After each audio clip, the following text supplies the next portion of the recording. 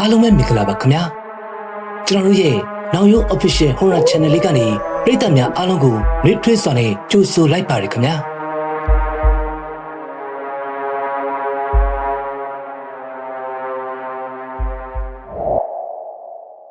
ကျွန်တော်ယနေ့တင်ဆက်ပေးမှာကတော့စိုင်းဆရာနောင်ရုံစေးမပြည့်မှန်အားအခြေပြုပြီးပြန်လည်ရေးသားထားတဲ့ဘုံကြီးကျောင်းတွေကတစီသေးရဲ့ပြည့်စံများအကြောင်းပဲဖြစ်ပါတယ်ခင်ဗျာဘုံကြီးကျောင်းတွေကတစီသေးရဲ့ပြည့်စံများနံပါတ်3ကုလီအောက်စီကမစင်စားသောဆုံးတကူလာရောက်ပြီဆိုရင်ကျေးလက်ဒေသတို့ရဲ့ထုံးစံအတိုင်းရှင်ပြုလူတော်မင်္ဂလာပွဲများကိုစဉ်ဆက်ပြည့်ကျင်းပကြတယ်အေးကျေးလက်အလေးထားအရာရွှေမကြကျောင်းစီမှာလည်းအလူတွေကလက်တလော့ဆဲဆက်နေပါတယ်အလူတန်းတွေဆက်နေတာမို့အောင်မတ်တို့ဘုံကြီးကျောင်းသားတစုကအလွန်ပျော်နေမိကြတယ်ကျောင်းမှာလာရောက်ပြုလုပ်သောအလူများကတခြားတာမန်အလူများထက်ရဟန်းကန်ရှင်ပြုအလူများဟာပိုပြီးများပြားလာပါတယ်ဒါကြောင့်ကျောင်းမှာရဟန်းအသစ်ကိုရင်အသစ်များဖြင့်စီစီကားကားပေါ်များလွန်းစွာရှိနေတယ်အသေးဝစ်လာကြသောဒုံလပရဟန်းများကိုရင်များတဲ့တွင်ရွာကန်များရွာနှင့်ချုပ်ဆက်စီကလာရောက်ကဝစ်ကြသူများလည်းရှိတယ်လို့မြို့ပေါ်ကနေတကူတကလာရောက်ပြီးဒုံလပရဟန်းကိုရင်ဝစ်ကြသူများလည်းရှိပါတယ်ဒုံလပရဟန်းတို့၏ဆက်နွယ်မှုဖြင့်အလူရှင်ဒိုက်ကများလည်းပေါ်များလွန်းလာတယ်ဒါကြောင့်ဆိုရင်များဆိုရင်နေစင်နဲ့များအသားဟင်းကြီးပါပဲဒါကပဲအောင်မတ်တို့အကြိုက်ဖြစ်နေရတယ်ဓမင်းစားခြင်းတိုင်းသုံးပကံနဲ့အထက်သာအနည်းဆုံးစားဖြစ်တယ်ဒါအပြင်မုံဘက်တီစာကလည်းအလွန်ပေါ်များလွန်းလာတယ်ကျေးလက်ကဒိုက်ကာတို့ကကျေးလက်အခမုံများကိုလှူဒန်းကြသလိုမျိုးမြို့ပြကဒိုက်ကာတို့ကလည်းကိတ်မုံပေါင်မုံမလိုက်မန္တလေးထုံးမုံတတိမျိုးစုံစသည်တို့ကိုလှူဒန်းကျွေးမွေးကြရာအောင်မတ်တို့ចောင်းသားတစုမှာထို့အတွက်လေတော်၍မဆုံးမုံ၍မဆုံးဖြစ်နေရတယ်မြို့ပြကလာရောက်သင်္ကန်းစီးကြသူများထဲမှာတော့ကိုရင်အသေးလေးပြုံးချုပ်ကိုအောင်မတ်အလွန်ခင်မမိတယ်ကိုရင်လေးရဲ့ဘွဲ့အမိမှာရှင်အော်ဒတာဖြစ်တော်လေကျောင်းတိုက်တစ်ခုလုံးကထိုကိုရင်အားကိုရင်ပြုံးချုပ်ဟုသာခေါ်ကြတယ်အသက်ကရှိလာမှကိုနှစ်အရွယ်လောက်ပါပဲအောင်မထက်တော့3နှစ်ခန့်ငယ်ပါတယ်ပုံစံကမျိုးပြနဲ့လူဒန်းစားမှုထင်တယ်အသားလေးကလည်းစွတ်စွတ်ဖြူပြီးရုပ်ရည်လေးကလည်းချစ်စပွဲလေးပါဒီရဲ့သင်္ကန်းလေးကိုရှုံလိုက်ပါကသူ့ရဲ့ဟန်ပန်လေးကတကယ့်ကိုချစ်ခင်ချစ်စရာပါစကားပြောကလည်းအလိုမဲ့ရီမွန်လာတယ်အခုလေကိုရင်ပြုံးချုပ်တယောက်ပေါ်ဦးပေါ်ဖျားတည်တည်မှန်များကိုကန်ကအောင်မထက်ကိုရောက်လာခဲ့တယ်တခါအောင်မတည်တည်စားအောင်တည်တည်မဲ့မပေါ်သေးချိန်စားရမည်ဆိုတာကြောင့်အောင်မဝမ်းသာသွားတယ်ဟာတည်တည်မဲ့တွေပါလားဒီအချိန်တည်တည်မဲ့ကတိတ်မရှိသေးဘူးကျောင်းကအဖေနေတော့မမဲ့သေးဘူးကိုရင်လေးဘယ်ရလဲအောင်မရဲ့အမိကြောင့်ကိုရင်လေးကပြုံးစီစစ်ဖြင့်ဒီနေ့လာပြင်းနေဆိုတော့ကိုရင်တက္ကမကြီးဥပုပ်ယူဖို့ရောက်လာတယ်လေအဲ့ဒါသူ့ချင်းထဲမှာတည်ရည်တွေ့လို့ကိုရင်ကယူလာတာဟင်ဒါဆိုရင်ဘုံယူလူဖို့ထင်တယ်တွားပြန်ထားလိုက်ပါကိုရင်ပြုံးချွေအောင်မကဘုံကြီးရဲ့ကြိမ်လုံးဆက်ကိုမကြခဏအမိခံရတဲ့အတွက်ထိတ်လန့်ကပြပြတလဲပြောလာပါတယ်အာရတယ်ဘာမှဖြစ်ဘူးတကအောင်မတကမကြီးကကိုရင်စားတာဆိုဘာမှမပြောဘူးကဲပါလာပါကိုရင်အရင်စားခြင်းလို့ခိုးချွေပါဦးငကိုကလေးကမှတေးကြားနေမိတော့အောင်မလည်းမငင်တာတော့ဘူးသူလဲဝါပန့်ရှင်းတတ်နေတော့ဒီအသီးမဲတို့ရဲ့အစင်းကြောင့်စိတ်ထဲကအလွန်စားခြင်းနေမိတယ်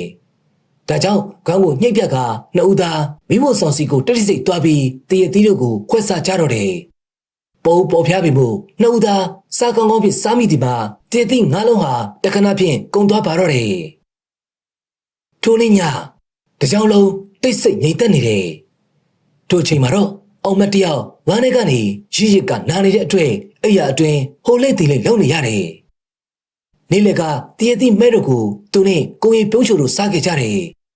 ညရောက်တဲ့အခါမှာလေဟင်းမောင်းနဲ့ပြန်နှွေးထားတဲ့ချင်းရည်ဟင်းကိုစားကောင်းကောင်းဖြင့်သူစားမိပြန်တယ်အခုတော့နေ့လက်ကတည်ရသီးနဲ့ညနေကဟင်းမောင်းတို့ကြောင့်သူ့ဝမ်းကိုက်နေရပြီ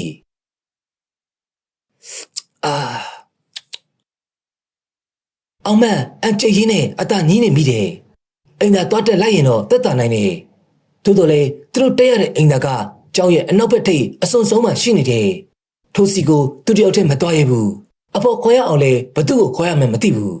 အနားမှာအိတ်နေတဲ့ချင်းမိုးကိုအသာလက်တုပ်ပြီးနှိုးကြည့်ပေမဲ့ချင်းမိုးကတုတ်တုံမြပြီမလှုပ်ဘူး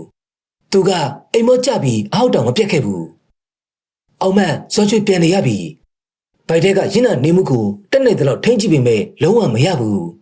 တဖြည်းဖြည်းနဲ့ဝေဒနာကပုံမပြီးဆိုးရွားလာခဲ့တယ်အောင်မန်အကျိတ်ညင်ညွတ်ပြီးရင်စိတ်ကိုတင်းကထထိုင်လိုက်တယ်ထိုအချိန်မှာတော့တခါအောင်မန်ဟမ်ခဲအိုးခေါ်တဲ့ကြောင့်အောင်မန်ဝမ်းသာသွားရတယ်လှည့်ပြီးကြည့်လိုက်တော့ကိုရင်လေးပြုံးချုပ်ကအေးရစီကထလာပြီးကိုရင်ဘိုင်ရမ်းလာလို့အိမ်သာတက်ချင်တာမနဲ့အောင်ထားရတယ်တခါအောင်မန်လိုက်ဖို့ပြပါလားဟာအဲ့ဒါဆိုအတော်ပဲတပည့်တော်လည်းဘိုင်နာလို့အိမ်သာသွားမလို့နှစ်ဦးသာကတ်တုတ်နဲ့ကျောင်းစီကိုဆင်းခဲ့ကြတယ်အပြင်ဘက်မှာတော့ပြေဝတော့လာမင်းကြီးကဝင်းဝင်းပပတားနေတယ်ကိုရင်လေးညနေကထမင်းစားသေးတာဝိကာလဘောဇနာတိတ်ခဖို့ကြောင့်စွန့်ဥသောအစာထမင်းဥသာတုံပြီးအောင်မက်မေးလိုက်တယ်အင်းစားသေးတယ်ကိုရင်ကအိမ်မှာညနေတိုင်းစားနေကြဆိုတော့မနေနိုင်ဘူးလေပြီးတော့ဟင်းမောင်းစားရတာကိုရင်ကြိုက်တယ်ထင်းသားပဲအဲ့ဒါကြောင့်ကိုရင်လည်းတပည့်တော်နဲ့အတူဖိုက်နာတာဘာလို့လဲတပည့်တော်တို့နေ့လည်ကတည်သီးမဲ့စားတယ်လေညကြဟင်းမောင်းစားတယ်သူတို့နှစ်ခုစားမိလို့အခုလိုဖိုက်နာကြရတာလာရောက်ကိုအားပြုလျှောက်ရင်းနှစ်ယောက်သားအိမ်သားများရှိရစီကိုရောက်ခဲ့ကြတယ်ကိုရင်လေးတပါးတဲ့အိမ်သားတည်းလားအောင်မက်ကမေးလိုက်တယ်အမှန်တော့သူတယောက်တည်းအိမ်သားခွဲကမတည့်ရဲတာကြောင့်မေးလိုက်ခြင်းဖြစ်ပါတယ်မတည့်ရဲဘူးဟမ်ဒါဖြစ်ဘယ်လိုလုပ်ကြမလဲဘယ်လို့မှမလုပ်နဲ့ကဲလားကိုရင်ကတကားအောင်မက်ပါကုလီမှာပဲအတူတက်ကြမယ်အင်းဟုတ်တယ်အဲ့ဒါကောင်းတယ်နှစ်ဦးသားကုလီတဲစီကိုဝင်ခဲ့ကြတယ်ပြီးတော့ဘိုက်ကအတူနာနေရတဲ့အတွက်အိမ်သာကွက်မှာအတူတူကြောချင်းကက်ကထိုင်ဖြစ်ကြတယ်ကုလီကပြင်းအောင်ဖြစ်ပြီးကြည်ကြည်လွတ်လွတ်ရှိတာကြောင့်ထိုင်ရအဆင်ပြေပါတယ်နှုတ်စလုံးအစားအတူစားကအတူဝမ်းကိုက်နေရတဲ့အတွက်ဝမ်းတို့ကတန်ဆုံတီးဝိုင်းဖြင့်ဒိုင်တူတလဲဟောကျဆင်းလာတယ်ကိုရင်ပြုံးချုပ်ကသဘောကျကထရရတယ်ကိုရင်လေးမရေနဲ့လေတပည့်တော်ရှစ်တယ်အိမ်မှာမရေပါဘူးဆိုပေမဲ့လေအတန်ထွက်လာလေတိုင်းကိုရင်ပြုံးချုပ်ထန်ကရေတန်းကထွက်ပေါ်နေမြဲပါပဲတည်ရည်နားနေတဲ့ဝမ်းကြောင့်နှစ်ဦးသားစိတ်ပြင်းနေပြထိုင်နေမိကြတယ်ထိုအချိန်မှာတော့တချစ်ချင်းနဲ့ကုလီရဲ့အနောက်ဘက်စီကအတန်တစ်ခုထွက်ပေါ်လာခဲ့တယ်ကိုရင်လေးဘာတန်လည်းမသိဘူးခဏတိတ်တိတ်နေဦးအောင်မကလေတံဖြင့်တတိပေးလိုက်တယ်ပြီးတော့သူကကုလီရဲ့အနောက်ဘက်ကိုမျက်နှာဘေးကထိုင်နေရသူမို့ထရံပေါစီကအပြေကိုချောင်းကြည့်လိုက်မိတယ်ဟာအောင်မလက်မြက်ကပစအောင်သာဖြစ်သွားရတယ်ကုလီရဲ့အနောက်ဘက်ရှိမိလာချင်းအထက်မှာအုံဒီလုံးပမာဏရှိတဲ့နီနီရဲရဲမီလုံးကြီးကလူတရက်ခန့်အမြင့်ကနေဝဲဝဲကလှုပ်ရှားနေတယ်ဘာဖြစ်တာလဲ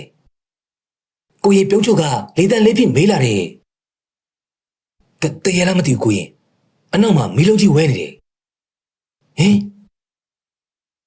ကိုရင်ပြုံးချုပ်လည်းအထိတ်တလန့်ဖြင့်ထရံကနေအသာထလာကထရံပေါစီကလာချောင်းကြည့်လိုက်တယ်